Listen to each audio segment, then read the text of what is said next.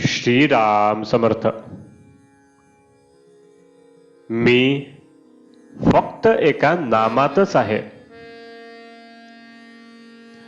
मनुष्य कितीही मोठा असला, उत्तम पुराण आणि प्रवचन सांगणारा जरी असला, तरी तो जर नामात राहत नसेल किंवा त्याच्या संगतीत परमेश्वराचे प्रेम लागत नसेल, तर तो कदापिही संत म्हणून समजला जाणार नाही.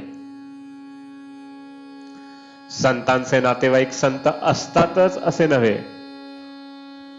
आपण नोकरी केली तर आपला मुलगा नोकरी करीलच असे काही नाही. तसेच जो भगवंताचा आहे त्याचा मुलगा भगवंताचा असेलच असे नाही. संत जरी झाला तरी त्याने चार माणसांसारखेच वागावे. काहीतरी वागणे हे संताचे वागणे नव्हे. अत्यंत निर्भयता हा संतांचा पहिला गुण होय. कारण सर्व ठिकाणी मीच आहे ही भावना झाल्यावर भयाचे कारणच उरत नाही. साधूच्या अंतःकरणामध्ये भयाचा संकल्प नसल्यामुळे वाघ, सिंह, साप त्याला त्रास देत नाहीत. अगदी जंगली वाघाकडे देखील निर्भयतेने नजरानजर केली तर तो अंगावर येत नाही. शिवाय साधूंच्या शुद्ध अंतःकरणाचाही त्याच्यावर परिणाम होतो.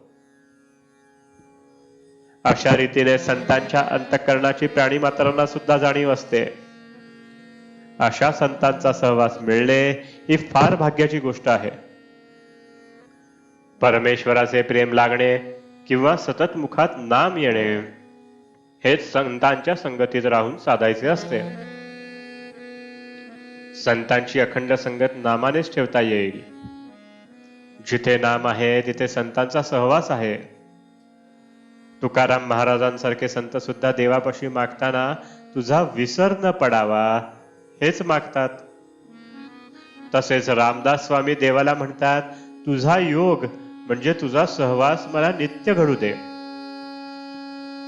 योग असणे म्हणजे दुसरे काही नसून मन जेव्हा अनुसंधानापासून अलिप्त होऊन इतर विचारात भटकटते तेव्हा त्याला आवरून परत अनुसंधानात लावणे हीच योग शक्ती. हुकूम कितीही कडक असे नका, परंतु त्याच्या खाली जर सही नसेल तर त्या हुकुमाला महत्व नाही. साहेबाच्या सहीच्या कागदाला महत्व आहे. नाम हे सर्व साधनात सही सारखे आहे. एका मुलाला अत्यंत राग येत असे. रागाच्या भरात तो आपले डोके आपटून घेई. त्याला मी सांगितले, रोज स्नान झाल्यावर आपल्या पोटावर गंधाने राम नाम लिहून ठेव आणि ज्या ज्या वेळी राग येईल त्या त्यावेळी त्या नामाकडे पहा. आणि त्या प्रयोगाने त्या मुलाचा राग आपोआप शांत झाला.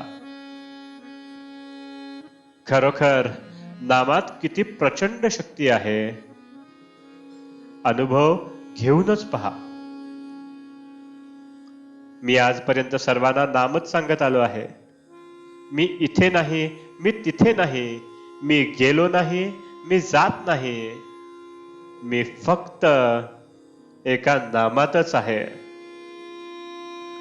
ज्याच्याजवळ भगवंताचे नाम आहे त्याच्या मागे पुढे मी आहेच. आजचे बोधवचन, तुम्ही भगवंताचे नाम घ्यावे. ह्या पलीकडे सत्य सांगतो, मला कसलीही अपेक्षा नाही. जानकी जीवन स्मरण जय जय राम.